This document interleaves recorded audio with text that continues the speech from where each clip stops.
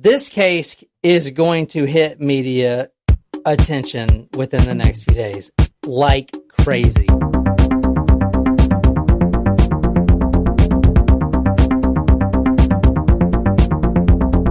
Welcome to Talk Murder to Me. So you know what I keep thinking about, John, that you and I kind of watched last night? What? The Chuck E. Cheese conspiracy theory. Oh, yeah. That's so... That theory is so fucked. You'll never want to go to Chuck E. Cheese again. You know what it is? I'm an adult, so... But, I regret ever having gone as a child. You believe it? Yes. Wait, do you know what we're it talking is? about? Mm-hmm. About the pizza? Mm-hmm.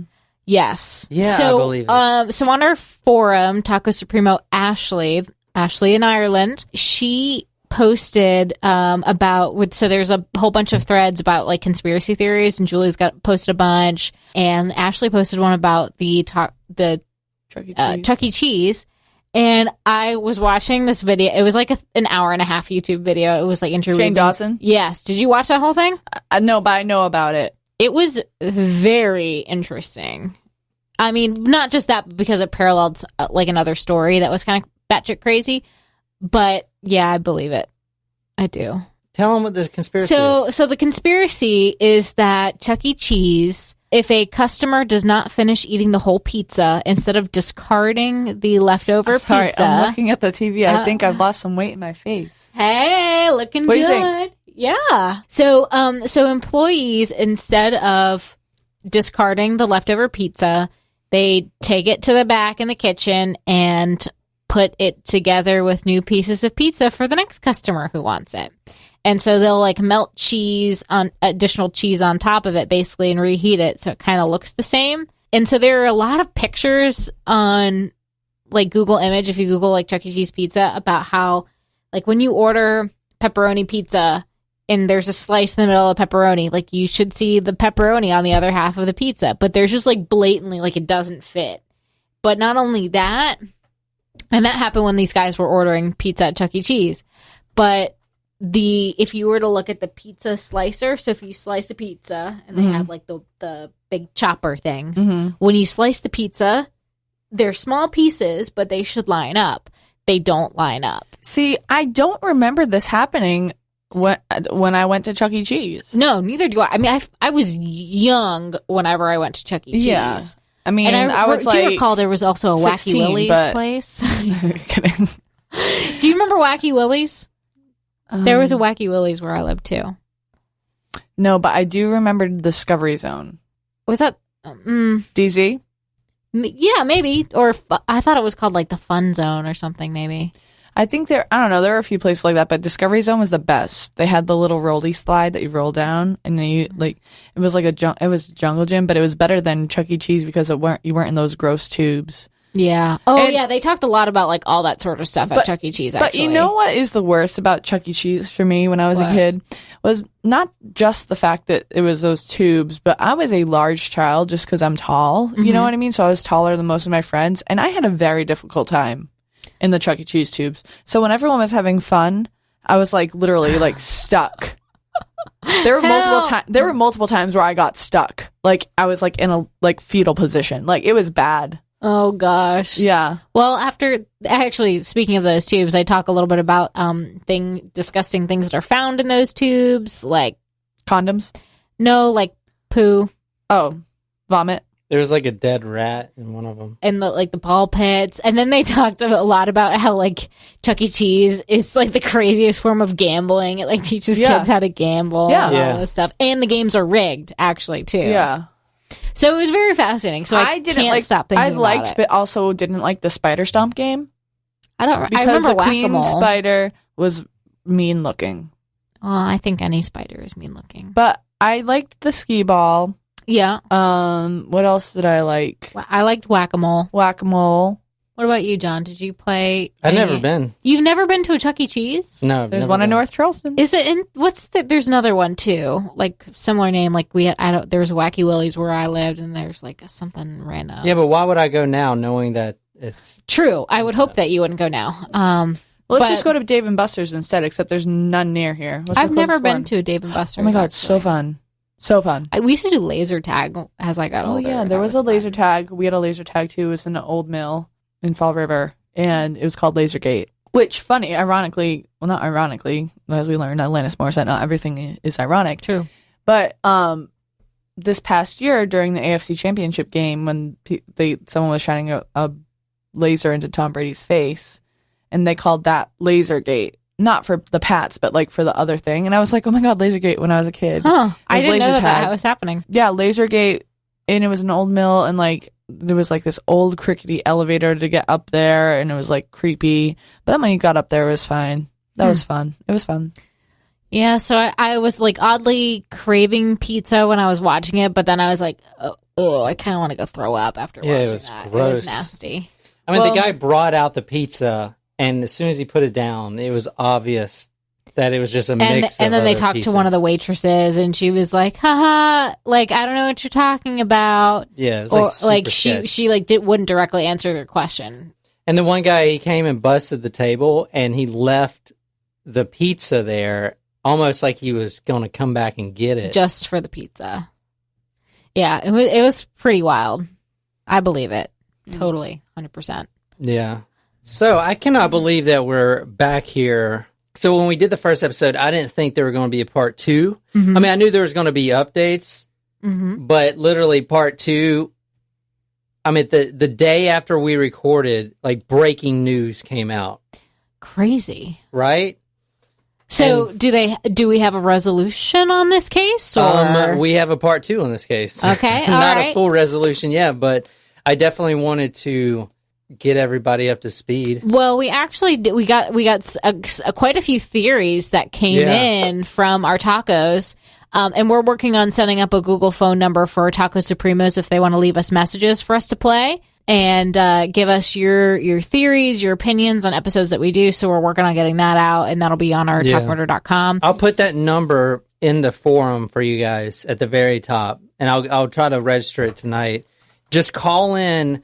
Leave a voice message. Just talk about anything, and we'll put it on the podcast, like theories and stuff like that. But before I play our very first fan voice message. Actually, you have something else that you're going to share from another Taco Supremo.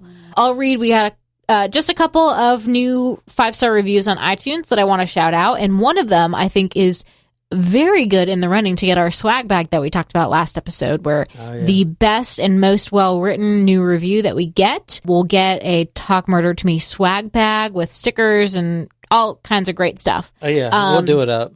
So I'm going to read both of these reviews now. This one says, great historic show. I normally don't subscribe to crime pods only because they scare me a bit, LOL, but the host did an amazing job of discussing these murders in a fun way. I found myself listening to entire episodes in my first sitting. Subscribed. And this one from Chevette says, hello, I am loving your podcast. You guys have such great commentary, and I'm learning so much. You three are making my long car rides for work much more enjoyable. Something funny happened to me the other day driving home from work, though. Like I said, I was driving home, crawling through the Braintree split while listening to your second installment of the Ted Bundy stories. I noticed the guy in the car in front of me was acting very strange. He was moving in his seat a bunch, checking himself out in the mirror, looking around. He started putting on a hat, but then would switch to change the hat. Did this at least 5 times while I was watching him. I texted Danny the license plate, and car model just in case anything came up. My immediate thoughts were, oh my God, he's pulling a Ted Bundy and changing his appearance. And then scream emoji. Mm-hmm. Hopefully it was nothing, but I think I'm becoming more aware of what's going on around me, and I think that's something you guys should be proud of. Ooh, wow. Not only are you guys telling great, interesting stories, but because of your podcast, I, and hopefully everyone else listening, are paying more attention because you never know what's going on right in front of you, especially with all the human trafficking going on. Yeah, for sure. Thank you guys for what you do, and thank you for making my commutes more enjoyable. Cheers. Wow. That was great. I didn't even know you're allowed to leave that long of a message. There is apparently no character limit, guys. Go nuts. I thought it was like awesome a 200 character limit.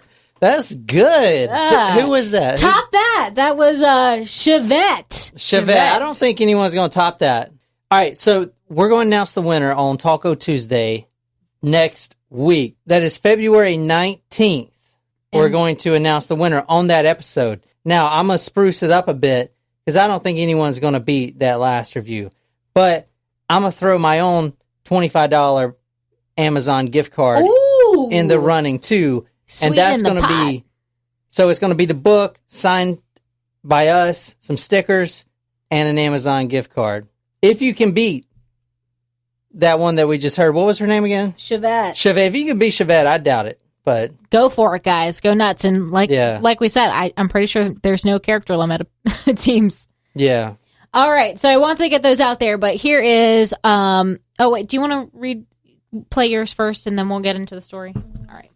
Okay, guys. So as you know, some of you guys have me on Snapchat, and other various forms of social media. I got a Snapchat video from our Taco Supremo Lauren the other day about a murder that happened across the street from her house. P.S. Lauren, has anyone ever told you you look just like Alex from Modern Family? Yes, and that is a very good thing. That's a good thing. Oh, yeah, she's beautiful. She's beautiful, and she looks super smart. Well, obviously. So here's a video from Lauren. Okay, documenting the experience. Came home, show you the house. So, my house. That house right there. That's their house, and there's blood. That oh my god! That black stuff right there, right in front of it, is blood in the snow. So they haven't cleaned it up yet. But I guess. Ooh, my brother just hit the house. Ooh. I hope you're enjoying the snowy weather, Lauren, and thank you very much for that video submission. Send us some updates about what happened with that case. And scoop up some of that snow blood and send it to us. No, I'm pretty sure that would be contaminating a crime scene. I'll go pee in it, and then the red and yellow will make blue. Nope, also not how it works. Yeah, red, yellow makes blue. Red and orange. Red and, well, my pee is usually orange. That still doesn't make blue. Blue you can't make as a primary color. What makes with red and yellow? Orange. Oh, orange. Oh, yeah. All right, send us some of that orange snow blood. Orange, you glad you never studied your primary colors? That's funny. Okay. Yeah, we have some theories, right, Nicole? Yeah. What are they? Nicole, it's Heather, and I've got a theory for the Valerie episode. And I think that she was either one in a sex trafficking ring, or two, she was in a prostitution ring.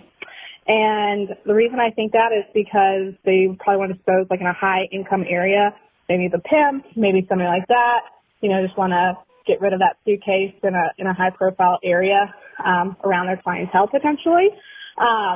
But I think the mom knows who it is for sure, and I think she is just too embarrassed to say something or also scared for her life. So that's my theory, and that's Will's theory too, and we're sticking to it. Yeah. I mean, you listen to her say that, there's girls, and then she doesn't specify. It sort of makes you think, okay, who are these girls? Are they the other girls and the other hookers, and they've been going missing, getting killed, whatever, so. She knew something. The mom knows something, we think. All right. Talk to you soon. Bye. I'd also like to make a comment about the mother's... You made a comment that you thought she was very composed. She was very composed, which, again, I said is kind of like either she was showing much strength during a time of tragedy, which it was, but also I did think it was a little suspicious. I don't know. I didn't want to be so cynical. But you know thought what? The mom was suspicious because she wasn't like emotional about it, or yeah, she was like, and I know there are strong women out there who can be composed in times like that. I'm not saying it's impossible, but I just thought it was very. It was just it was bizarre. I don't know. What do you think? I mean, what do you think we're going to talk about tonight? I mean, I hope. What's the new update? I'm assuming that we've got like one of these theories has kind of come to light. Like either there's a serial killer out in New York, or I actually really like Heather and Will's guess. The prostitution thing kind of makes sense, but that would also imply that the mother knew something. I think, which I can see what you guys are saying. What about the ex-boyfriend? I'm not counting him out. People are most likely murdered by people who they already know. So the ex-boyfriend is kind of a good peg. But the weird thing, when she said that her boyfriend made her feel safer when he was there, it makes you think like, well, maybe... Boyfriend or pimp? Ooh. Oh, you think the ex-boyfriend's a pimp? I'm just saying, Well, like, she worked at Barnes and Noble. She's not a that hooker. doesn't mean anything. You can have a side job. I mean, no, if you're a hooker, you're a hooker. Like, I mean, you make a lot of money doing that. Do you? I don't see you working I at don't Barnes think and you Noble. make a lot of money as a hooker. Why don't you try it, John? You and make a report lot back of to money us? as a hooker. Well, your pimp makes a lot of money when you're a hooker. What if you don't have a pimp? There aren't too many freelance. Eileen Warnos didn't have a pimp. Eileen Warnos. Why do I know that name? She was From the serial- monster, the serial killer. She didn't need a pimp. She was her own goddamn But pimp. also, she didn't make a lot of money. So, Yeah. you know what I mean? Yeah, she did. No, she didn't. Well, she would kill the guys and then take their money. But she didn't make that money from just hooking. Yeah, hooking. Okay, I am on Twitter right now, and a woman named Hannah Dellinger, she is a multimedia journalist and fellow reporting for the Hearst, Connecticut Median, #1 dog mom, taco purist. Oh, like our taco? Yeah. You can reach her at hannah.dellinger@greenwichtime.com. Now, she put a fantastic timeline of the events as they happen. So we're going to run through the events again to get you guys up to speed. Mm-hmm. Unless you guys want to try to recap. Well, okay. So Valerie Reyes is a 20-something-year-old young woman living in New Rochelle. Yeah. She's 24. 24.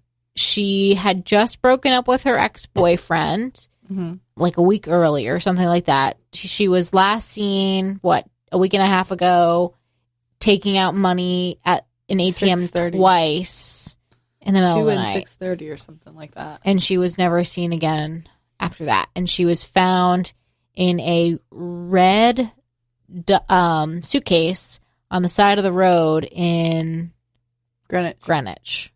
Hoity-toity neighborhood. Reyes, 24 years old of New Rochelle, is remembered by her neighbors as an effervescent, friendly, and happy young woman. She lived alone in a basement apartment, and her neighbors said she played with their kids. This is February 7th that this lady writes this. Oh, also her bedsheet was missing.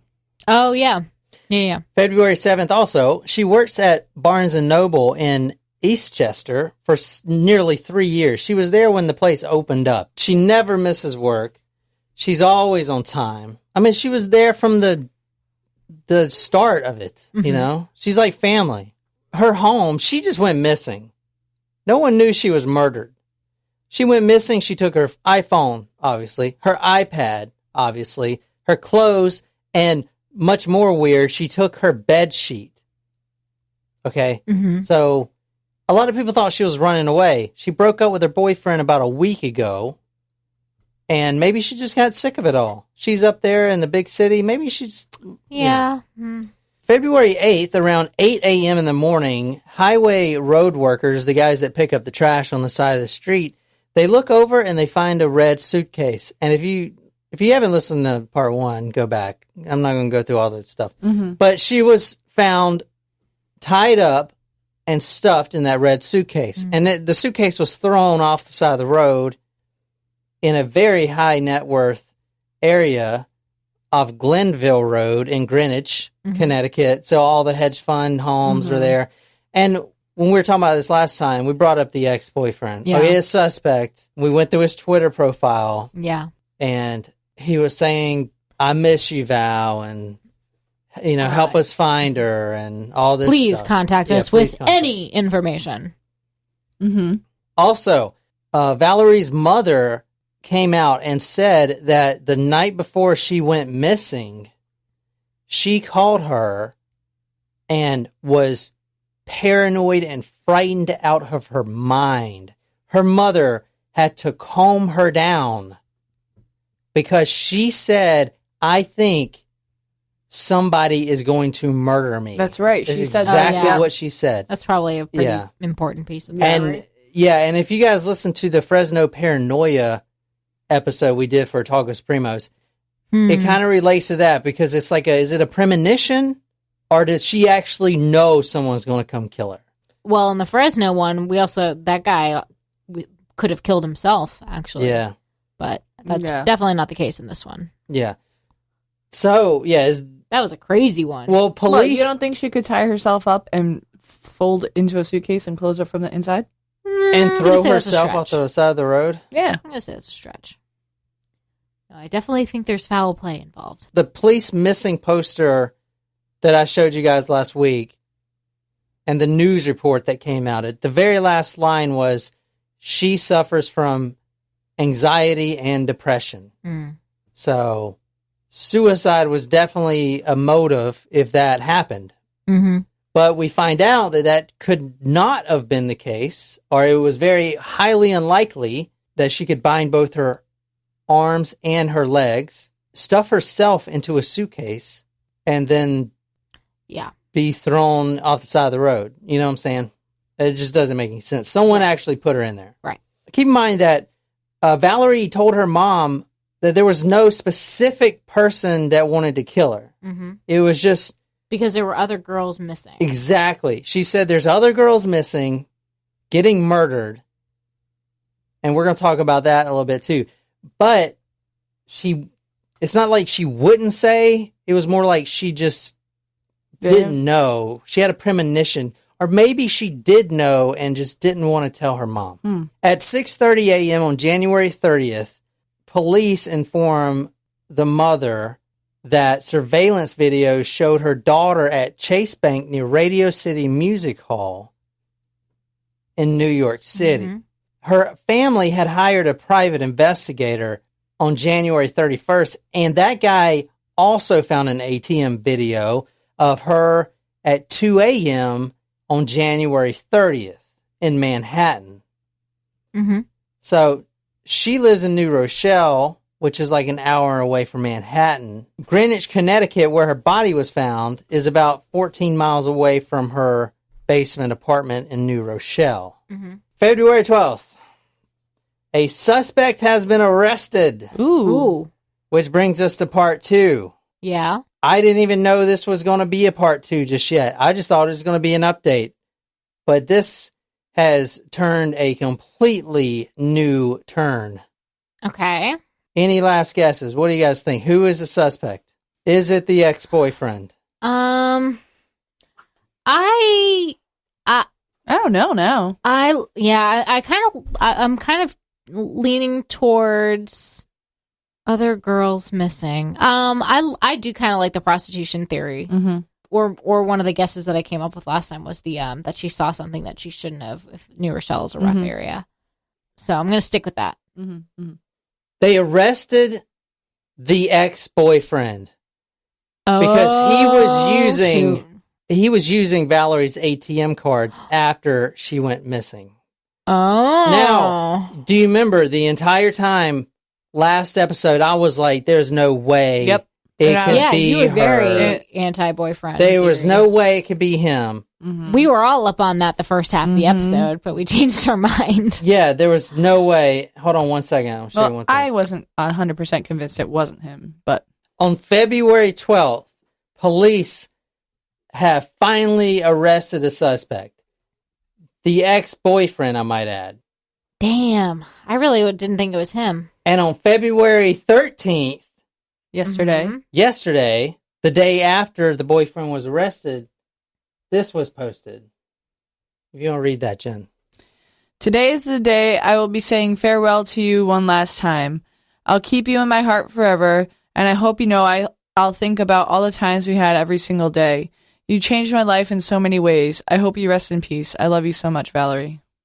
Wait, so he was already arrested after he posted this? He just posted this 55 minutes ago. Couldn't believe it when you told me no one ever gifted you flowers. I want to shower you with flowers and love when you told me. You were looking forward to Valentine's Day, and so I stand here giving you the endless love that you deserve. Happy Valentine's Day, Val. All right. It's pretty morbid. It's just, I don't know. Maybe it's just because we now know that he was arrested. But, okay, it's weird because he was arrested and he's posting this. I said ex-boyfriend. I didn't say this boyfriend. Wait, what? The guy that got arrested was this guy. An ex-boyfriend that she had broken up with years ago. Oh, shit. Yes. So when we went through this guy's Twitter yesterday, and my experience in the Army of reading people, I knew that this guy couldn't have done it. Huh. And he got so much shit from everyone online saying, dude, you're suspect. You just need to come forward. And this guy actually loved that girl. I mean, look, he's posting all these flowers and All right. stuff. Well, I'm a jerk. So, no, you're not a jerk. I didn't mean to come out that way. Well, I thought that that's the ex-boyfriend you were talking about, which that would have been really weird if he was still posting that. No, he's posting that because he literally lost the love of his life. And when we were scrolling through his Facebook, even because I first saw it, the ex-boyfriend got arrested, and I was like, there's no way. I know there's no way that this guy did it. Huh. And then as I started digging in, it wasn't him. It was an earlier ex-boyfriend. Gotcha. Now, a lot of media sources are saying it's him. It's because they can't do any 2 seconds worth of damn research. Oh, they just assumed it was the most recent ex-boyfriend. Yeah. Oh. And I'm surprised this guy's even got his Twitter up anymore. Well, keep in mind, though, you said that Val did break up with him, this guy that we're talking about right now at the flowers. Yeah. He did. So, yeah. I mean, that's still... But we looked at his stuff, and I was like... Yeah. No, I'm not arguing that. I'm just saying, like, well, they did break up. She broke up with him. So I think it is... Yeah. Sorry, it's not like he was actively her boyfriend. Let me tell you about the actual asshole that got arrested. Yeah. This guy right here. Or here's a modeling pic of him if you read Ew, he looks gross. Javier Enrique? Come on. Javier Enrique. Come on. You can't make that name up. This case is going to hit media attention within the next few days like crazy. And I'm going to tell you why. I don't want to get into the reason, but I want to tell you why you're going to be seeing this all over the news. All right. Because you will be seeing this all over the news. Quote, Javier Enrique da Silva Rojas, a citizen of Portugal, entered the U.S. May 8th, 2017 through a visa waiver program. However, he failed to leave the United States within the required time frame. The U.S. Immigration and Customs Enforcement told Fox News in a statement, quote, he was arrested by federal authorities on felony kidnapping charges February 12th and is currently in the custody of the U.S. Marshal Service pending criminal proceedings. ICE, the company or the organization ICE, lodged a detainer with the U.S. Marshal Service February 13th. Pursuant to the detainer, ICE will aim to take custody of Da Silva for immediate removal when he is released from criminal custody. Can you guys tell me why this is going to get really big? Because of the immigration thing. There you go. And I don't want to get into that, but I'm just going to show you some tweets. Okay. This one says, then get the hell out of America then. Build the wall. You could be the next victim. Illegal immigrant Javier allegedly confessed to the murder of 20-year-old Valerie Reyes of Westchester. And this is some Twitter guy. I have hundreds of those. Yeah. It was hard for me to do research because of all of that. Okay. I want to say, I don't take a stance on anything. I don't care about politics, but here's a stance I am going to take. The mother and the family are trying to grieve right now. What assholes want to start this shit right now? Because they're seeing it all. And it's going to get all over national TV. And they're trying to grieve. They're doing the funeral services and stuff like that. And they can't stop getting bombarded with this stuff. Yeah, do you see what I'm saying? Yeah. I think it's sad. I don't take one side or the other. I could care less. I'm saying I'm for the side of the family. Let's focus on the crime. Let's focus on the punishment. I don't know. Am I on my soapbox? No. God, there was like so much in that big statement that you read. Yeah. Would you mind like breaking down some of those pieces? When Heather and Will had that theory, I'm borderline with that too, because I think there may be I know there's sex trafficking, but there may have been a chance that She was involved? Not involved, but was about to be. Or he was trying to get her into that? Exactly. Something like that. I mean, so this guy, Javier, how old is he? Her age? Do you know how old? They had dated a long time ago, and they had met on, like Tinder or something. Mm-hmm. He was the one caught using the cards. Now, this is the complaint, the U.S. complaint from the detectives, right? So we're going to... Oh, wow. Yeah, so we're going to kind of read from this. This is from the United States of America versus Javier Enrique da Silva Rojas. Southern District of New York, Daniel McKenna, being duly sworn, deposes and says that he is special agent with the Federal Bureau of Investigation. So the FBI is involved. And charges the followers. So the FBI is charging this guy. And if you want to read the first one, because this is really important stuff. Da Silva Rojas kidnapped a woman, Valerie Reyes, the victim, in New Rochelle, New York, bound her feet and hands and placed packing tape over her mouth, put her in a suitcase, and transported her body to Greenwich, Connecticut, where he disposed of her body, resulting in the death of the victim. This guy, Javier Rojas, he said, no, it's not what it seems. I was over at her apartment and we were having consensual sex, and during that process, she fell off the bed and hit her head, and then she died. And I saw some people like on some of the forums say, okay, she hit her head and she's dead or dying. Most people would, call 911, not bind up and put their her in feet, a suitcase, their hands, and put them in a suitcase, and then drive throw them out Greenwich, to fucking Connecticut. like trash. Yeah. So that's his story, and he's sticking to it. So he's essentially admitting that she died in his presence. Yes. And is he admitting that he did do that to the body? Yes. What the fuck? Yeah, what a Looney Tune. There are a lot of Portuguese people in New Bedford. I love Portuguese culture. I love Portuguese food. You know what we should do? We should make... Was he Portuguese or Puerto Rican? Did I miss that? Portuguese. Oh. Yeah. We should find a healthy recipe for chicken Mozambique. Have you ever had chicken Mozambique? I don't think so. It's very good. If you find me like a recipe that's regular, I can probably find substitutions for things. It's just sauce. It's like you use white wine and it's spicy, but it's real Mozambique sauce. It's the type of sauce. It's like you can do any type of meat or shrimp too. It's very good. It's very good. I'm sure I can come up with also carne spit, which means meat on a stick. They do steak skewers. So good. You guys just need to come to New Bedford with me. I can't go up there, Jen. You got all this shit going on. So many people killing people. It's too cold. There's too many people. That's in New York. Come with me to the farm, Jen. Help me milk some damn cows. Okay, when? Deliver some calf. When? Jen, you wouldn't last 5 seconds on a cow shitting farm. You want to bet? Stepping all in doo-doo. Do you want to bet? Doo-doo between your toes. You want to bet? No, because I don't really want to go out there either. I can do anything I set my fucking mind to. All right, let me just run down this right quick. All right, now this is from the sworn statement of the FBI agent.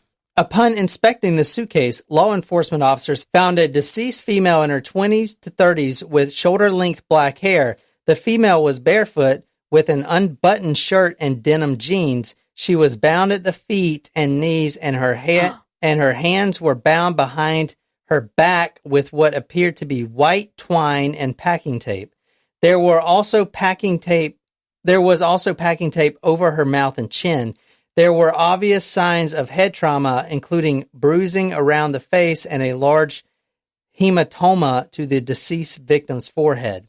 At the time law enforcement discovered the body, the deceased female was in the early stages of decomposition with mottling around her hands and feet.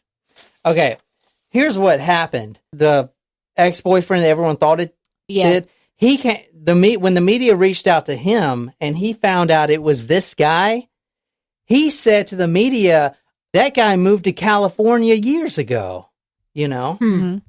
And he thought he was out of the Long freaking gone. state. Mm. Here's what I think happened. He was living in the area. He came over to the house unexpectedly, maybe.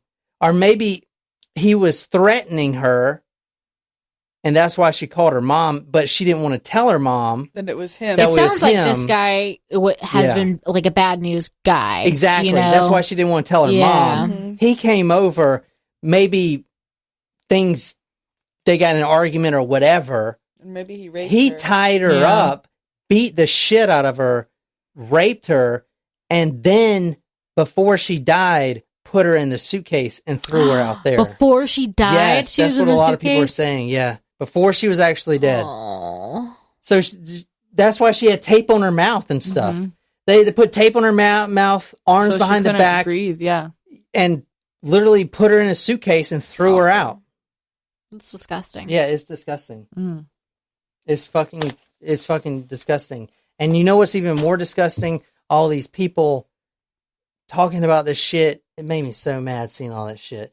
You don't put hashtag Valerie Reyes and then you put hashtag build a wall. The Yeah. family fucking sees that shit. That's the last thing they want to fucking hear about. They're Mexican. You know what I'm Yeah, saying? that's true. God Exactly. damn. Fuck these people.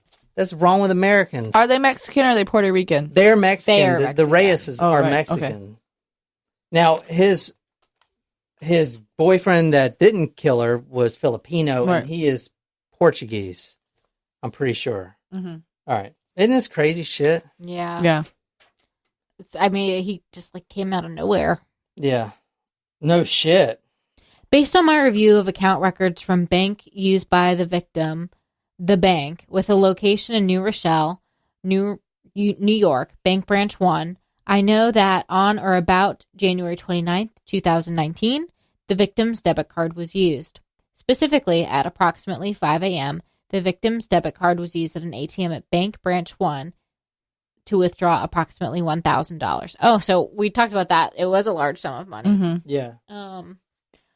Based on my review of footage from City of New Rochelle poll camera located in area Bank Branch 1 and my review footage from the Bank Branch 1 ATM, I know that on or about January 29th, 2019 at approximately 5 a.m., a black Honda CRV pulled up towards the Bank Branch 1 and parked across the street in a neighboring parking lot.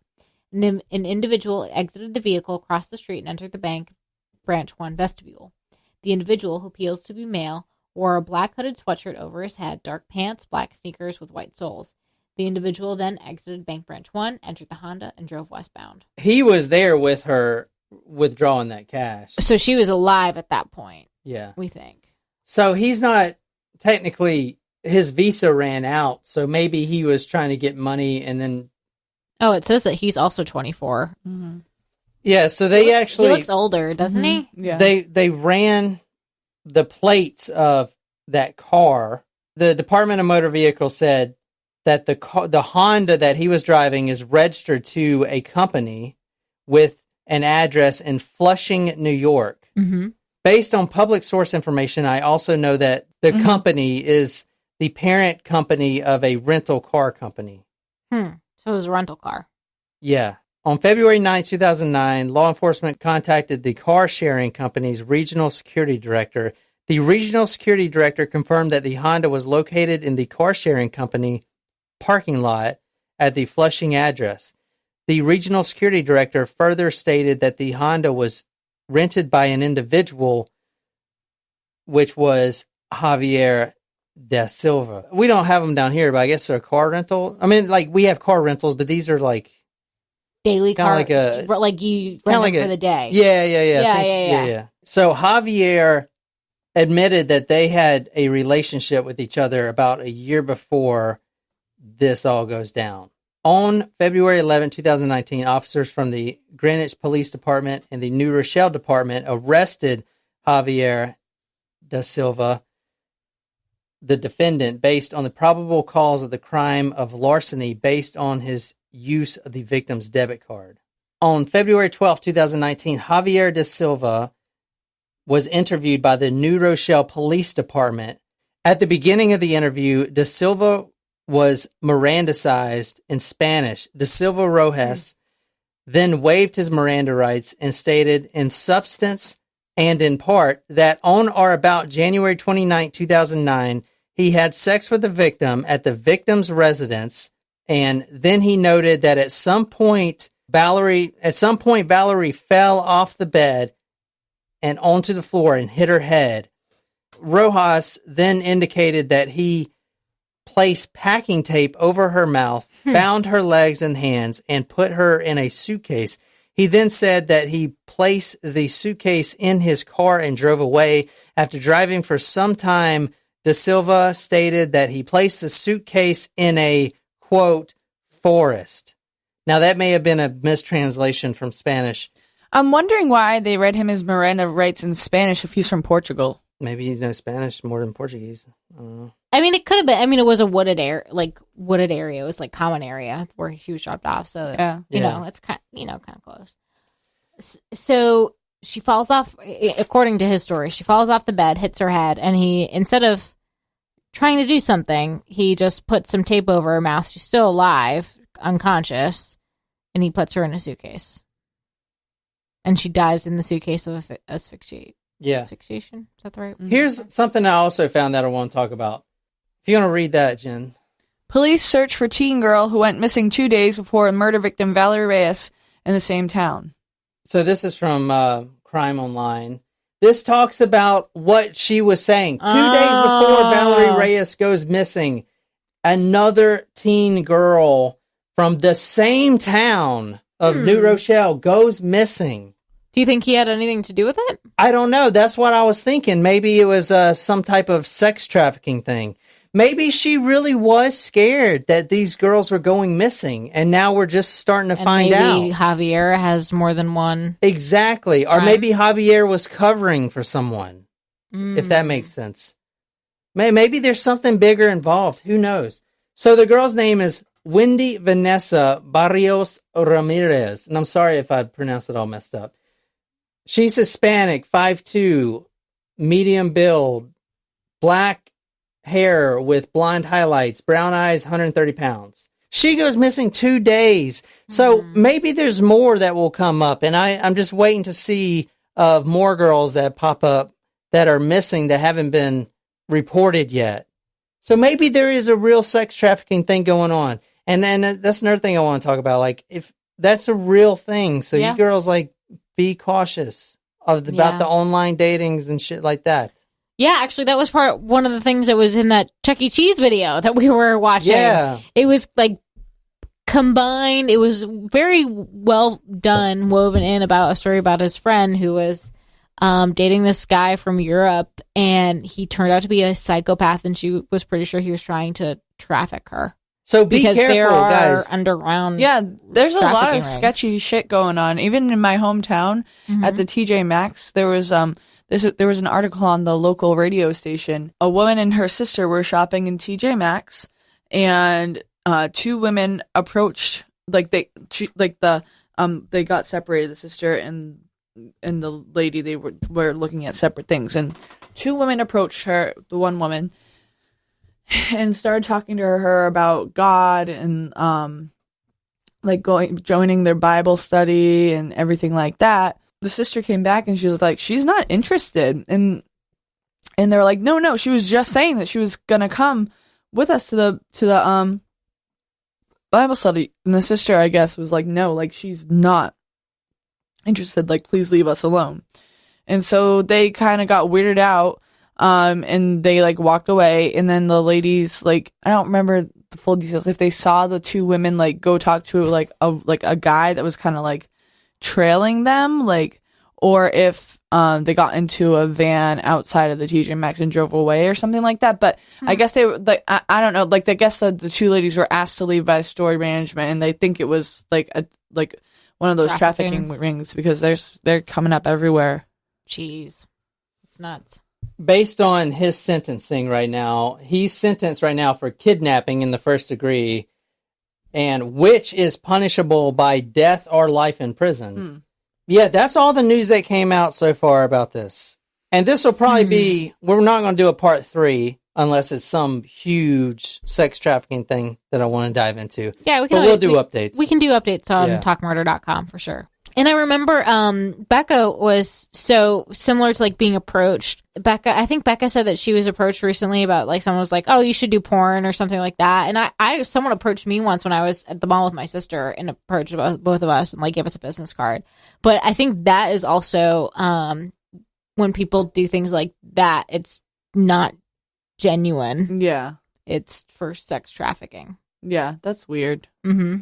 Now that I think about it, I would have loved to have asked the woman who asked us about that and be like, so do you do porn? Like, tell me more. Just, I'm fascinated. Not that I'm interested, but tell me how much your life sucks. I thought you were going to tell me, now that I think about it, I wish that I would have stopped and... No. Yeah. No. I mean, I'm not really concerned about that. I don't think anyone would come up to me and ask me to do porn, but that's just me. Jen. I'm just saying. Jen, will you do porn? No. There you go. No one comes up to me and asks me to do porn, besides a bunch of guys. I'll probably cut that. Or maybe not. I don't know. I want people to know. So that's all I got, man. It's not a bunch of shit. Well, no.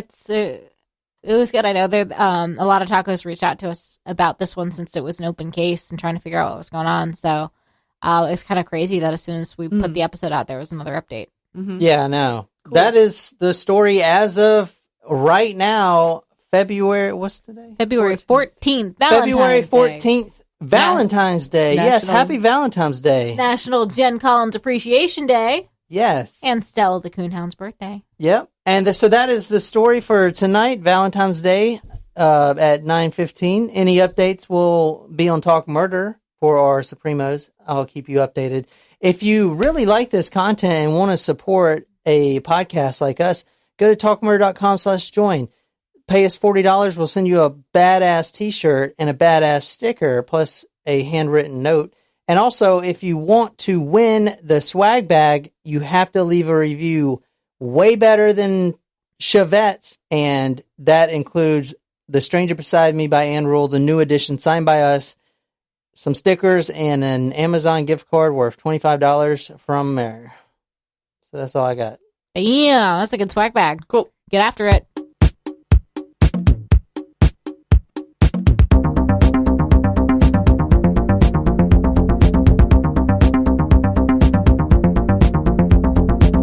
Jen, you wouldn't last 5 seconds on a cow shitting You farm. want to bet? Stepping all in doo-doo. Do you want to bet? Doo-doo between your toes. You want to bet? I can do anything I set my fucking mind to.